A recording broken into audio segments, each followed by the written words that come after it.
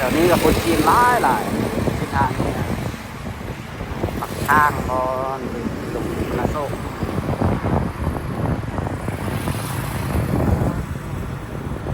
โรงแรมจักเนาะ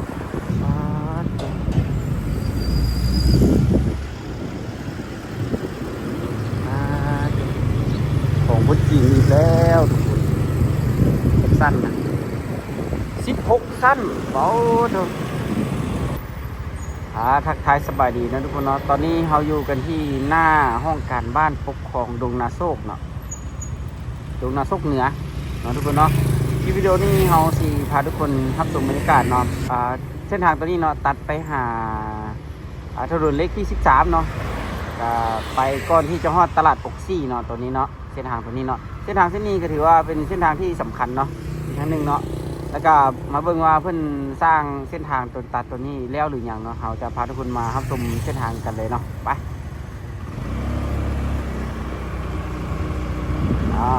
อันนี้ก็จะเป็นบรรยากาศยามแรงเนาะทุกคนเนาะค่ายแรงนะก่อนจะมืดเนาะตะเวนก็กำลังจะตกดินพอดีเนาะพาทุกคนมาที่รับชมบรรยากาศเส้นทางเส้นนี้กันอีกน้อยนึงเนาะก่อนจะมืดมื้อนี้ไปมาเบิ่งเส้นทางครับเส้นทางบ้านเมืองน้ำกันเนาะว่าบรรยากาศจะเป็นยังไงเนาะแล้วก็เส้นทางเส้นนี้ตัดออกไปหาถนนเล็กที่13เนาะหรือว่าแถวตัดมูลแถวอกซี่นี่แล้วหรือยังนะทุกคนเนาะเส้นทางเส้นนี้ก็สำคัญนะทุกคนเนาะหลายคนใต้เนาะถ้าสมมุติว่าเขาสิไปอกซี่ไปทางตัดมูลนี่สามารถที่ตัดเส้นนี้ออกไปได้เลยเนาะบ่แน่ใจว่ายังบ่แล้วผมว่าป่านนี้ยังบ่แล้วเนาะกระโดนเติบแล้วแน่ที่เอากระโดนเติบไปได้ที่เอาไปถ่ายทุกคนได้เบิ่งเนาะ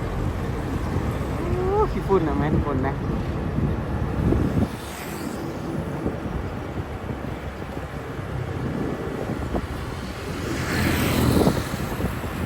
ฝุ่นหลายแท้หลายว่าน้องคนจะยิงกระไดนะ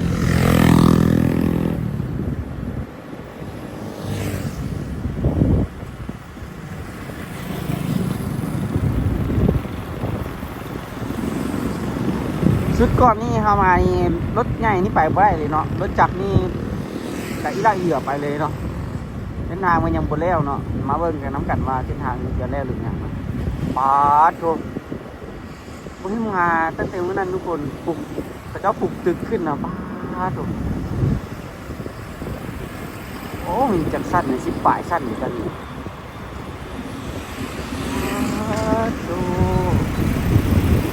เส้นนี้ก็กำลังจะเจริญขึ้นกว่าเก่าเนาะจากที่เราเห็นด้วยตานี่ก็โอ้ห้างตามถนนหนทางนี่รู้สึกว่าหลายแห่งแล้วเด้หลาย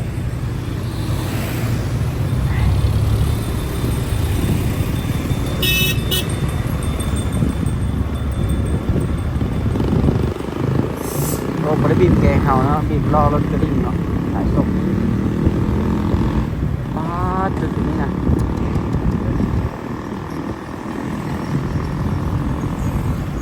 แถวๆนี้จะเป็นงานคอนโดแบบเป็นแบบขายคอนโดขายห้องขายนี่เลยเนาะ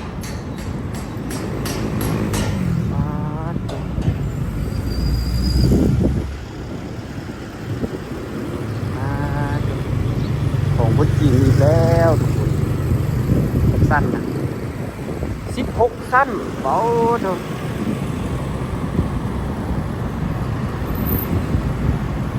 ทางหน้ามันก็คนธรรมดาเด้ต้นซ้ายมือเขาเนาะทุกคนเนาะ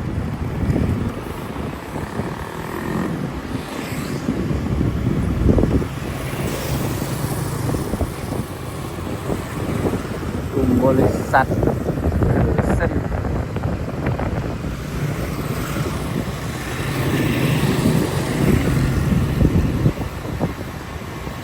ผมแน่ใจว่าภาพมันจะแจ้งสักหน่อยนะทุกคนน้องเพราะว่า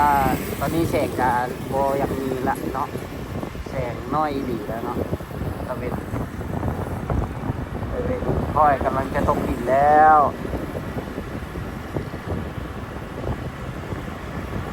โ ป้าดูสามขนส่งสากลจำกัด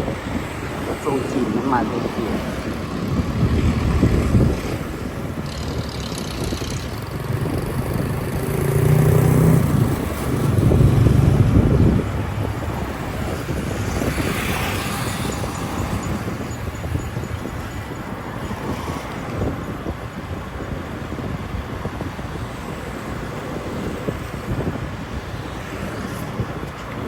เนาะที่ทัศนบรรยากาศกันเนาะค่อยๆไปเนาะค่อยๆขับเอาเพราะว่ามีลมเลยดิ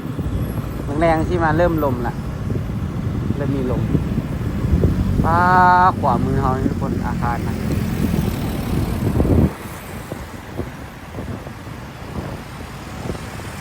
แถวนี้กับคนจีนหลายที่ทางนี้นะปักทางบอนลงนาโซก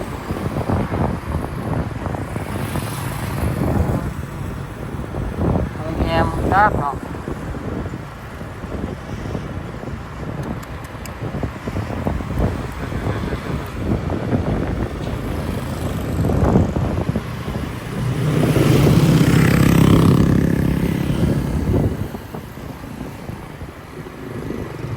บ่ได้มาแป๊บเดียวปลุกตึกขึ้นบ่ค่อยไหว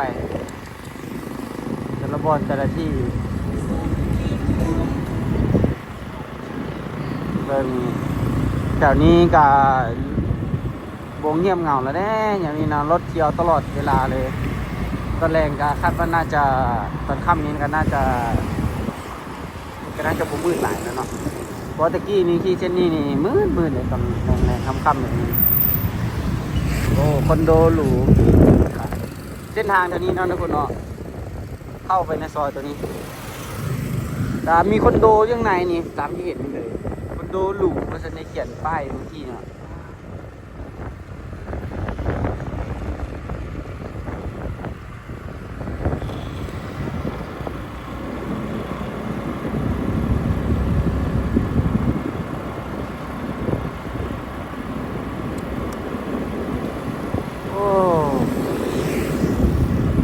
คนลาวเส้นบ่ค่อยปานใดเนาะประกอบธุรกิจอยู่เส้นทางนี้นะส่วนหลายก็จะเป็นคนจีนซะส่วนใหญ่เนาะเป็นคงป้ายตลาดเลิศเกินพลังงานใหม่ของเราปากข้าม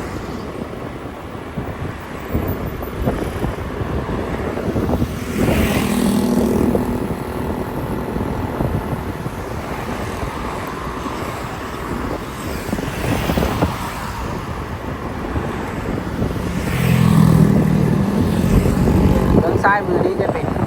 ตอนนี้ห้างมาโน้นแล้วเนาะเติมแล้ว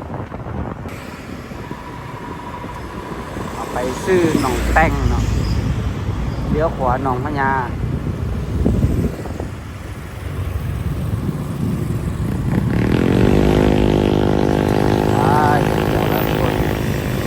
เส้นทางตัดไปหนองบึ้งทุกคนเนาะ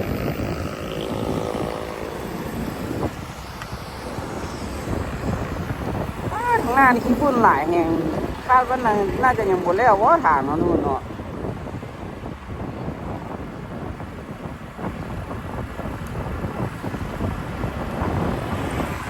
นั่นนะขี้ฝุ่นแดงเลย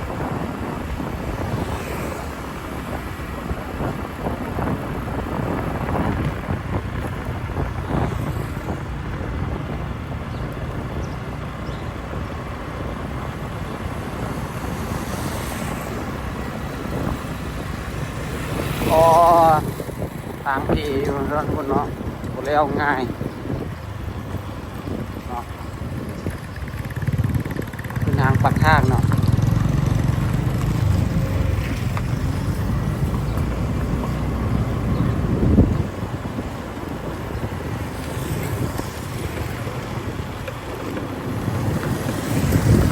ยานยังตัดยานเส้นทางตัดไปฮอดเส้นทางเลขที่23ให้ยังบ่แล้วคือบ่รถใหญ่ยันยังไปบ่ได้อยู่บ่ข้างหน้าแห่งบักขี้ฝุ่นเนาะขี้ฝุ่นมันก็หลายบ่ได้ใส่แมสอีกตกครับแท้ก็คิดว่าสิแล้วแหละเนาะทุกคนเนาะก็โดนเติบแหละเอาได้ถ่ายให้ทุกคนได้เบิ่ง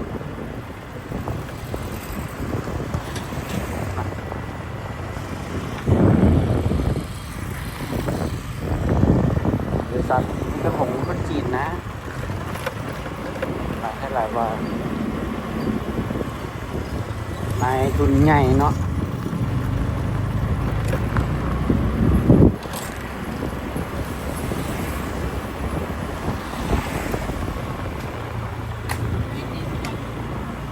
งานค้าเสาขายประชาชนคนลาวเนาะขายพวกขายเครื่องตามข้างทางจะยุ่งยากเนาะทุกคนเนาะญี่ปุ่น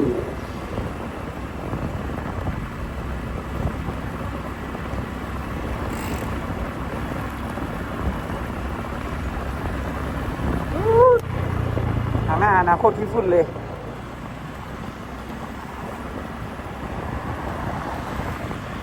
ปอดถูกปุ่นนะ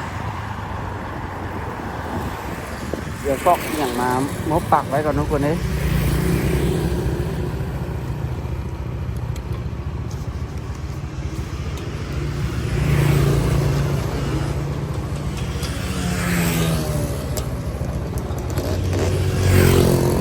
ที่พูดหลายแห่งทุกคนมั้งไหม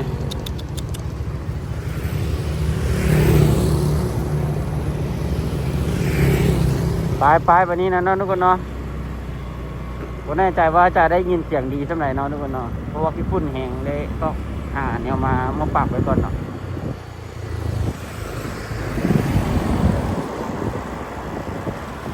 ตัวนี้นี่ใกล้จะฮอดคิวรถเมล์สายเหนือเนี่ยเนาะทุกคนเนาะเส้นทางนี้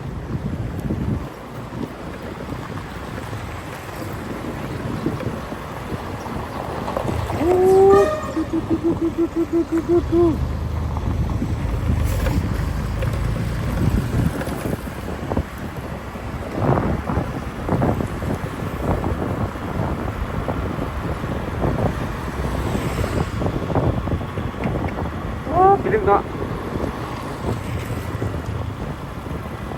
คิวรถเมล์สายเหนือ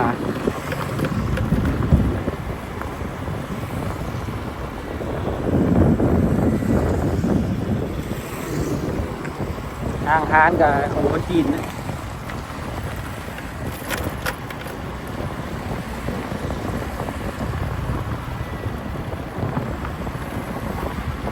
ญี่ปุ่นโคตรหลายเลย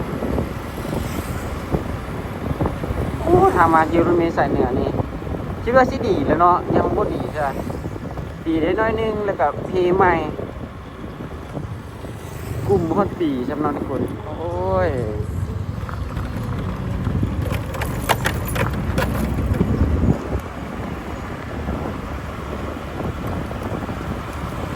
เนาะถัดจากคิวรถเมล์สายเหนือนี่ไปเนาะว่ามาเบิ่งว่าเส้นทางรถใหญ่มันจะไปสอดบนเนาะถนนเลขที่13เนาะ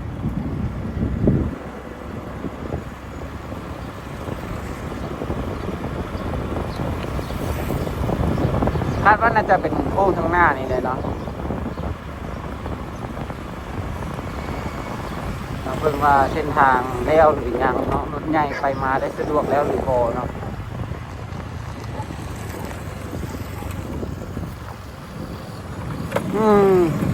แล้วแต่ว่าเส้นทางนี่เนาะโอ้ถูกไหม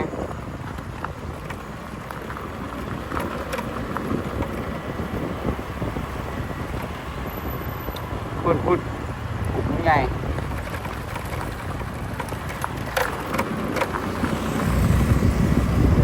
ตะกี้มันเพิ่นเทบนนี้เนาะมันซักซ่าอยู่บนนี้เนาะรถใหญ่ไปมายังบ่ได้เนาะตอนนี้ก็แล้ว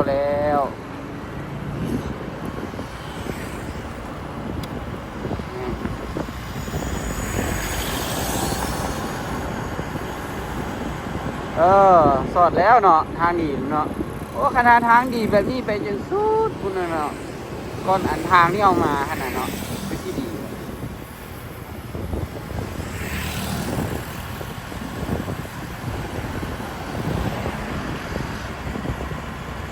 ทางดีแล้วละเด้เนาะ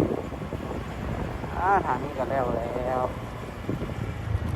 เลี้ยวซ้ายไปสีไข่เลี้ยวขวาไปนาไซทอง